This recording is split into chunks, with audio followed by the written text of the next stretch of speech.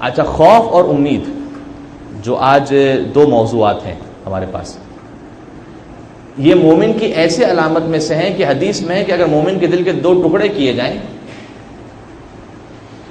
اور اسے تولا جائے تو بالکل برابر نکلے گا خوف اور امید کا حصہ، بالکل برابر ہونا چاہیے۔ بلکہ ایک بڑی لطیف حدیث ہے، خوف کس چیز سے اور امید کس چیز سے؟ ظاہر ہے کہ واضح ہے، خوف اپنے گناہوں کی وجہ سے اور امید اللہ کی رحمت کی وجہ سے۔ تو خوف کا تعلق ہے کہ میں نے گناہ کیے، پروردگار نعوذ باللہ ظلم نہیں کرتا، تو وہ اس کے ظلم کی وجہ سے نعوذ باللہ مجھے خوف نہیں ہے بھی مناجات میں بھی کہ پروردگار مجھے اس لیے خوف نہیں کہ نعوذ باللہ جیسے ایک ظالم حکمران کا خوف ہوتا ہے کسی کے دل میں، ایسی کوئی بات نہیں ہے، بلکہ خوف یہ کہ چونکہ تو نے مجھ پہ نعمتیں نازل کی، میں نے گناہ کیے، اب میں تیرے عذاب کا مستحق ہو گیا ہوں، تو مجھے خوف ہے کہ کہیں عذاب میں مبتلا نہ ہو جاؤں، ساتھ میں امید بھی ہے کہ انشاءاللہ تو اپنی رحمت کے صدقے میں معاف فرما دے۔ تو یہ دونوں کیفیتیں مومن کے دل میں ہونی چاہیے۔ کئی دعاؤں میں، انفیکٹ دعائے افتتاح میں بھی اگر آپ ملاحظہ فرمائیے تو بالکل ابتدا میں کیا ہے، کم از کم ابتدا کے شاید اس طرح کے دو تین جملے آپ کو یاد ہوں۔ بسم اللہ الرحمن الرحیم، اللہم انی افتتح الثناء بحمدک وانت مسدد للصواب بمنک، تیسرا جملہ وایقنت انک انت ارحم الراحمین فی موضع العفو والرحمہ واشد المعاقبین فی موضع النکال والنقمہ۔ یہی امید اور خوف، پروردگار مجھے یقین، ایقنت انک انت ارحم الراحمین فی موضع العفو والرحمہ، جہاں رحم کرنے کا موقع آ جائے تو تو سب سے زیادہ رحم کرنے والا ہے، واشد المعاقبین فی موضع النکال والنقمہ، لیکن عذاب کا موقع ہو تو تیرا عذاب بھی سب سے زیادہ شدید ہے۔ تو ایک طرف رحمت کی امید بھی ہے لیکن اس کے عذاب سے خوف بھی ہے۔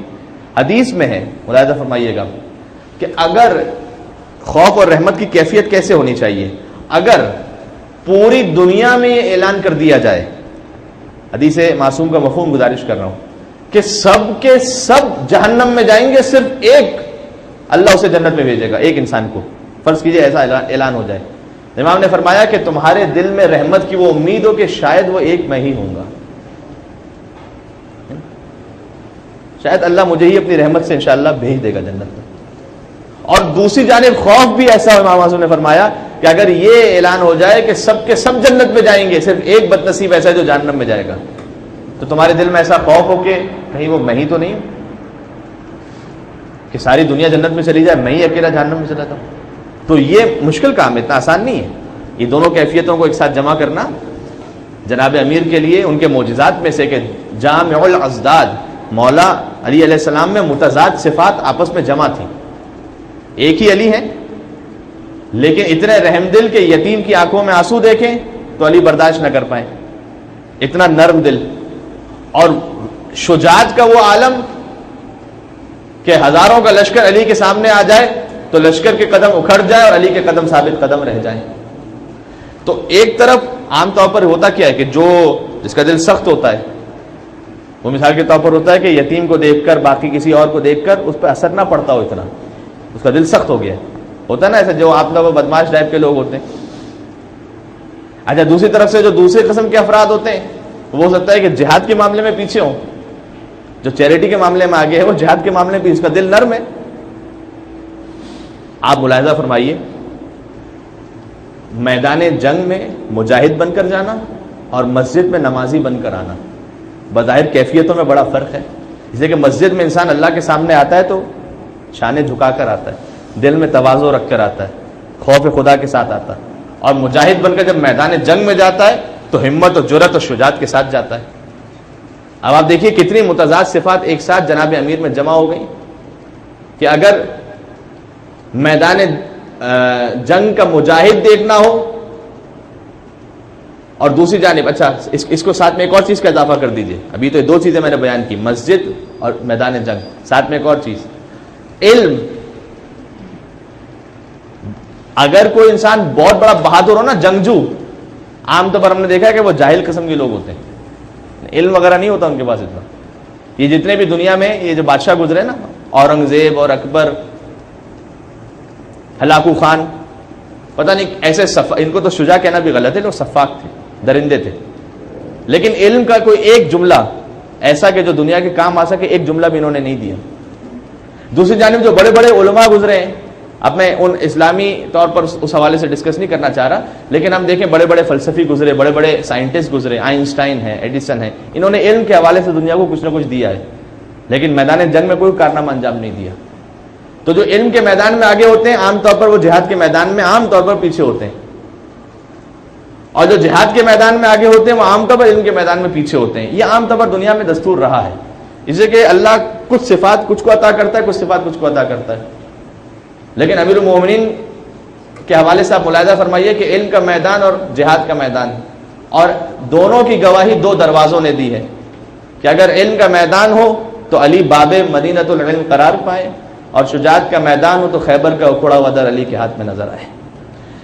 اس لیے یہ متضاد صفات کا ایک ساتھ ہونا یہ جناب امیر کی خصوصیات میں سے تھا۔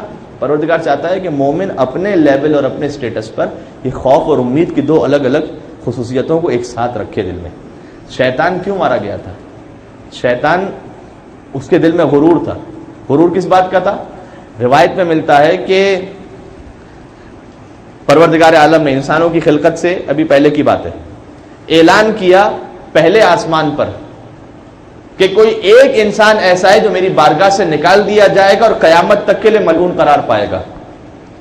اعلان ہوا پہلے آسمان پر، تو جو سارے فرشتے تھے پہلے آسمان کے، وہ گئے پہلے آسمان کے فرشتوں کے سردار کے پاس اور کہا کہ یہ اللہ نے اعلان کیا ہے کہ کوئی ایک انسان ایسا ملعون ہوگا کہ قیامت تک لعنت اس کے مقدر میں ہوگی، کہیں ہم میں سے تو کوئی نہیں ہے ایسا۔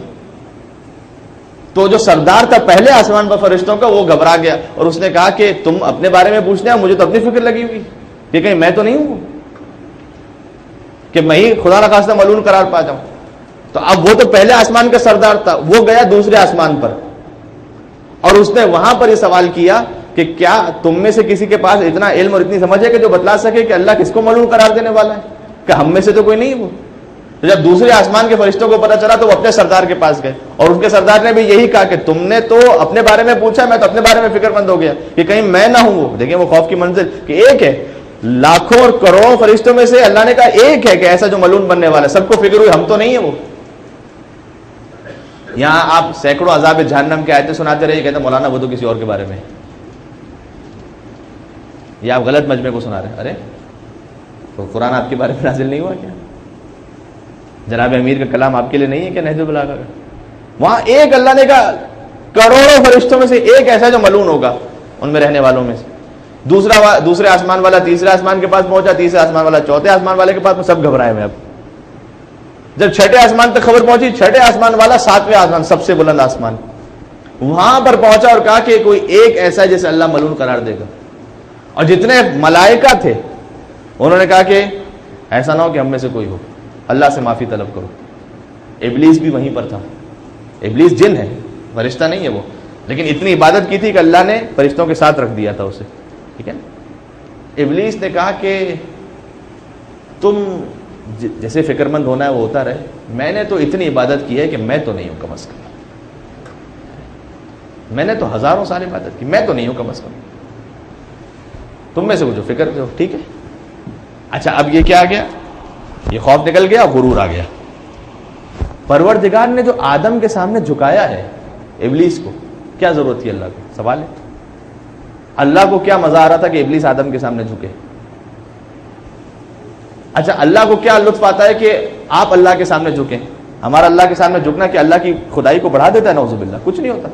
یہ اللہ کیوں چاہتا ہے کہ ہم جھکیں؟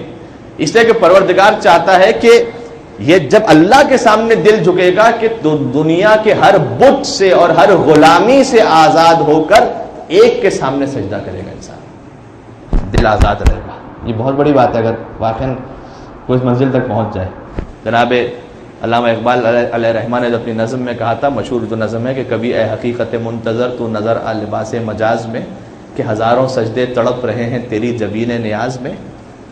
اور پھر اس کے بعد قلب مومن کو تشبیہ دی آئینے سے کہ آئینہ اگر وہ ٹوٹ جائے تو اس کی قیمت ختم ہو جاتی ہے، لیکن آئینہ اگر مومن کا دل وہ اللہ کی بارگاہ میں اپنے گناہوں کی وجہ سے ٹوٹ کر شرمندہ ہو جائے تو اس کی قیمت اور بڑھ جاتی ہے۔ یہ آئینہ وہ اس کی قیمت اور بڑھ جاتی ہے۔ کیا تو بچا بچا کے نہ رکھ اسے، تیرا آئینہ ہے وہ آئینہ، کہ شکستہ ہو تو عزیز تر ہے نگاہ آئینہ ساز میں۔ اور پھر فرمایا کہ یہ جو میرے موضوع سے متعلق ہے کہ جو میں سر پر سجدہ ہوا کبھی تو زمین سے آنے لگی صدا کہ تیرا دل تو ہے صنم آشنا، تجھے کیا ملے گا نماز میں. تو یہ جو نماز ہے اگر پھر بھی دل وہ بتوں سے جڑا ہوا ہے، یہ بت آج کل کے بت تو بدل گئے نا، کسی کا بت موبائل ہے، ہو سکتا ہے کہ کسی کا بت اس کے گھر والے ہوں، ہو سکتا ہے کسی کا بت رسوم و رواج ہو، ٹھیک ہے، ہو سکتا ہے کسی کا بت اس کا کلچر ہو، کچھ بھی ہو سکتا ہے بت. تو اگر ان بتوں میں دل ہے تو پھر اللہ کے سامنے جھکنے کا وہ جو روح ہے وہ ختم ہو جاتی ہے. تو شیطان جو بعد میں شیطان بن گیا، بات میری لمبی ہو رہی ہے، شیطان جو بن گیا بعد میں، اللہ یہ چاہتا تھا کہ اسے اپنی عبادت پر غرور ہے اور یہ سوچ رہا ہے کہ وہ ایک تو میں نہیں ہو سکتا. اللہ ابلیس کو آدم کے سامنے جھکا کر کیا حاصل کرنا چاہتا تھا؟ اس کے دل میں اس غرور اور بت کو توڑنا چاہتا تھا پروردگار، کہ تیری عبادت کا جو غرور بت ہو گیا نا، اس کو توڑ دے. جو غرور اور بت ہوتا ہے یہ خالی دولت کا نہیں ہوتا، یہ علم کا بھی ہو سکتا ہے، عبادت کا بھی ہو سکتا ہے. عبادت کا کیسے ہو سکتا ہے؟ مولانا پورے ہمارا جتنا خاندان ہے نا اس میں سے خالی ہم ہی ایک دیندار متقی ہیں، باقی تو سب ویسے ہی ہیں. یہ کتنے لوگ آگے کہتے ہیں ہم سے. اگر یہ شکر کے عنوان سے ہو بہت اچھی بات ہے، اللہ نے ہمیں توفیق دی ہے، اور اگر غرور کے عنوان سے ہو نہیں، پھر آپ کی عبادت ہی آپ کے لیے بت ہے. اچھا کسی عالم نے بہت اچھا جملہ کہا تھا قم میں، ان کے ساتھ بڑا اچھا جملہ کہا کس کے اندر کیا بت ہے یہ ہمیں نہیں پتا، آپ اپنے بت کو خود ہی جانتے ہیں، آپ کو خود ہی اس بت کو توڑنا ہے. مجھے نہیں پتا نا کہ آپ کے دل میں کون سی چیز بت بنی بیٹھی ہوئی ہے. ہو سکتا ہے جو میرے لیے بت ہو وہ آپ کے لیے نہ ہو، جو آپ کے لیے بت ہو میرے لیے نہ ہو. ٹھیک ہے، مثال کے طور پر شاید آپ کے لیے شہرت کا بت نہ ہو، شاید ہو سکتا ہے میرے لیے وہ بت بن گیا ہو کہ مجھے شہرت عزیز ہونے لگے.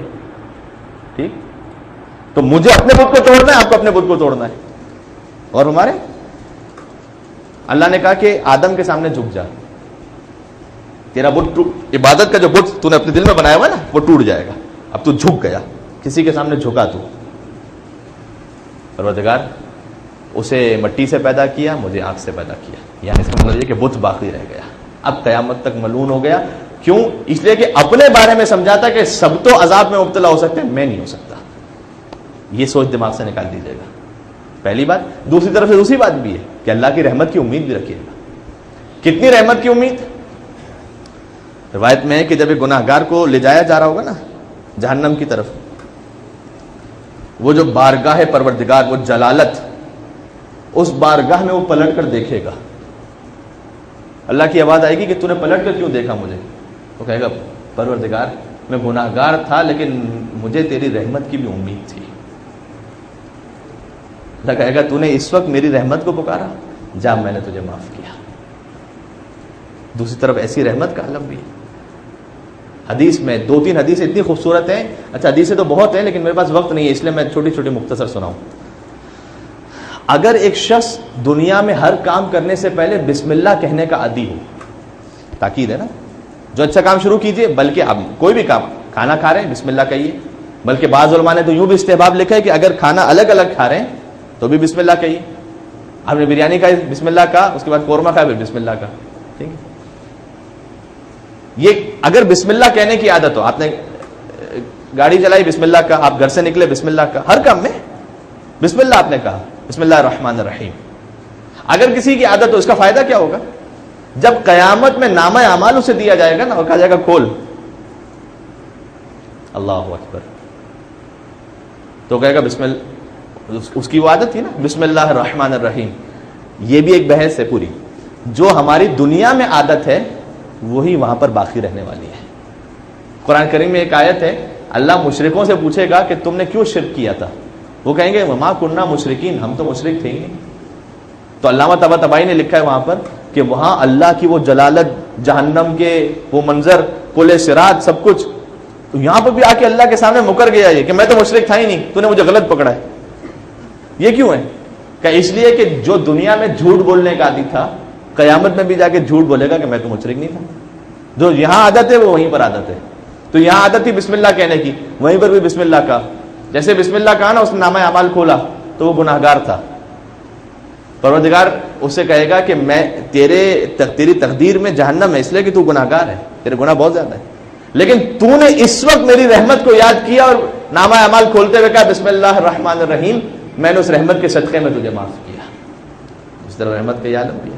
جناب سلمان فارسی سے بھی روایت ہے کہ اللہ کی رحمت کے 100 حصے ہیں، اس میں سے ایک اللہ نے دنیا میں بھیجا ہے ابھی، ایک.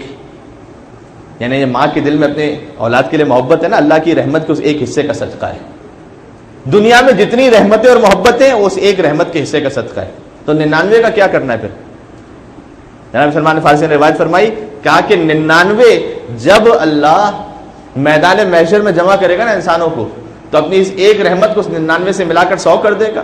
وہ 100 رحمت کے حصوں کو اپنی مخلوقات پر پھیلائے گا، پھر ان رحمت کے صدقے میں جو 100 حصے ہوں گے پھر حساب اور کتاب شروع کرے گا.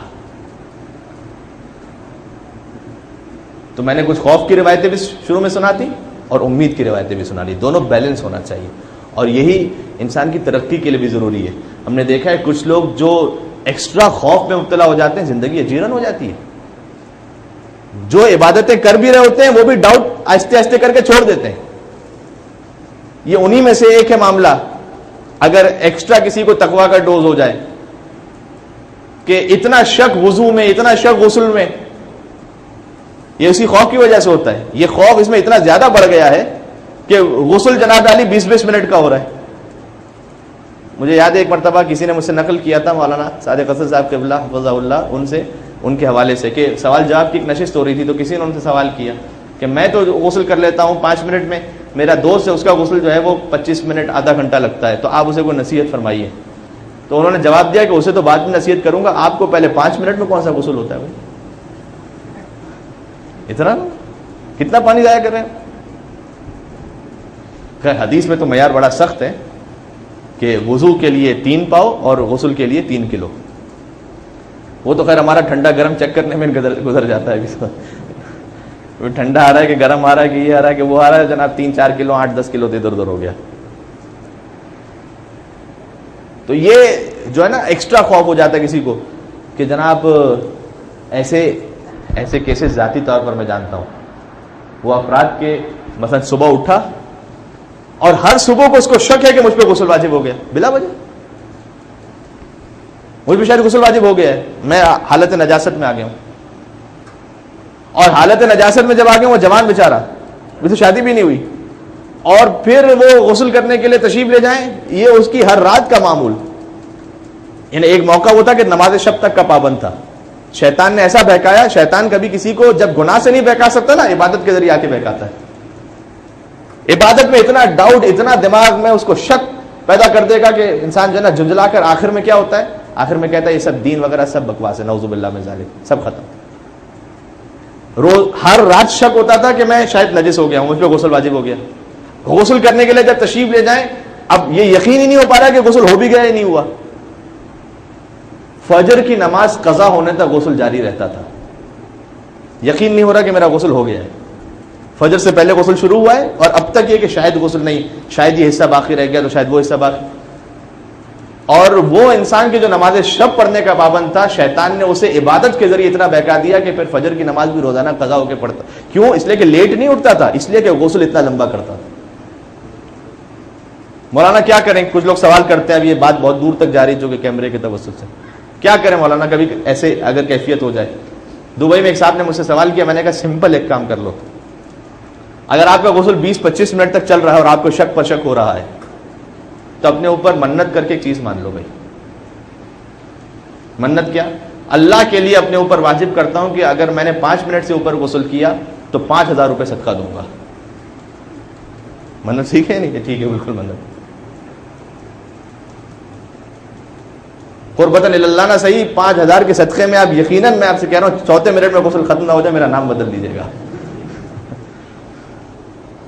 بالکل کہ اچھا اس نے کر کے، کیونکہ وہاں عشرہ مجالس میں پڑھ رہا تھا اور اس نے شروع میں آ کے مجھ سے پوچھا کہ مولانا یہ مسئلہ ہے. میں نے کہا آہستہ آہستہ کر کے اگر 20 منٹ میں ہو رہا ہے تو 10 منٹ کی پہلے منت مارو، پھر 2 دن بعد 5 منٹ کی منت ماننا، اس طرح کرتے. جب عشرے کے آخر میں ملا تو خود اس نے آ کے کہا کہ مولانا بالکل مسئلہ حل ہو گیا، 5000 کے صدقے میں ایسا حل ہوا ہے، بالکل میں سیدھا ہو گیا ہوں. یہ اچھا بات پھر وہ کہیں اور نکل جائے گی. میں سر بہت زیادہ تو میں مجلس مختصر کرنا چاہتا تھا. یہ علماء اخلاق کا طریقہ بھی تھا، اپنے آپ کو سزا بھی اسی طرح دیا کرتے تھے. کچھ لوگ کہتے ہیں نا کہ مولانا ہم گناہوں سے اپنے آپ کو بچا نہیں سکتے. سزا کیسے دیں اپنے آپ کو؟ سزا اس طرح سے دیں کہ کوئی بہت اچھی خاصی بڑی منت مان لیں. یہ نہیں کہ 5-10 روپے کا صدقہ، پھر تو آپ صدقے بھی مزے سے دیتے رہیں گے، غلط کام بھی مزے سے ہوتا رہے گا. 5 روپے سے 10 روپے سے کیا ہوتا ہے، 100 روپے سے کیا ہوتا ہے. یہ نہیں، کوئی ایسا کہ جس سے آپ کا دل تھوڑا سا لرز جائے کہ یار یہ رقم جاری ہے. یہ اپنے اوپر غیبت بہت ہوتی ہے. للہ علیہ، یہ والی منت جو واجب ہو اس کو پورا کرنا، نہ ہو تو کفارہ ہوگا. پھر میں اللہ کے لیے اپنے اوپر واجب کرتا ہوں کہ اگر میں نے ایک غیبت کی، یا تو کوئی اچھی خاصی اماؤنٹ رکھ دیں. اس میں بھی بہت سے لوگ پھر وہ کہتے ہیں کہ اماؤنٹ دے دیں گے، مسئلہ نہیں ہے، چلو 5000 روپے صحیح. اس میں بھی کبھی کبھی شیطان بہکا دیتا ہے. دوسری طرف سے آ جائے پھر جسم کو کوئی زحمت دیں، سختی دیں. رمضان کے بعد میں اگر میں نے ایک غیبت کی، میں فی غیبت 3 روزے رکھوں گا. تو آپ کا نفس خود کہے گا ابھی رمضان ابھی 30 دن بڑے مشکل سے گزرے ہیں، ابھی سدھر جاؤ، غیبت نہیں کرنی اب. ٹھیک، اپنے آپ کو سزا دیں خود. اگر میں نے فلاں گناہ کر لیا، میں اللہ کے لیے اپنے اوپر واجب کرتا ہوں، میں 11 رکعت والی پوری نماز شب پڑھوں گا. ٹھیک ہے، یہ جب آپ نے اپنے نفس کو سزا دینا شروع کریں گے، شیطان بھی آپ سے ہار، میں کہہ رہا ہوں شیطان آپ سے ہار جائے گا. وہ کہے گا جناب اس کو تو میں گناہ کی طرف لے کے جاتا ہوں، یہ تو 3 اور عبادتیں کر کے بیٹھ جاتا ہے. ایک عالم دین تھے، وہ نماز کے لیے نکلے فجر کا وقت بالکل. اب وہ نماز کے لیے جا رہے تھے تو اندھیرا ہوتا تھا، ظاہر اس زمانے میں تو سسٹم نہیں تھا ایسا الیکٹریسٹی کا. کوئی گڑھا آ گیا اور اس میں گر گئے. جب گڑھے میں گر گئے تو ظاہر لباس سارا سب خراب ہو گیا. انہوں نے کہا کیسے اس میں مسجد میں جاؤں، واپس پلٹ آئے، لباس تبدیل کیا. اچھا جا رہے تھے اس وقت جب نماز شب کا وقت ہے، یعنی فجر کا وقت باقی تھا. تو پھر اپنے آپ سے سوچا کہ ابھی ایک مرتبہ ایسا ہوا ہے تو میں کہ اللہ کی عبادت چھوڑ دوں.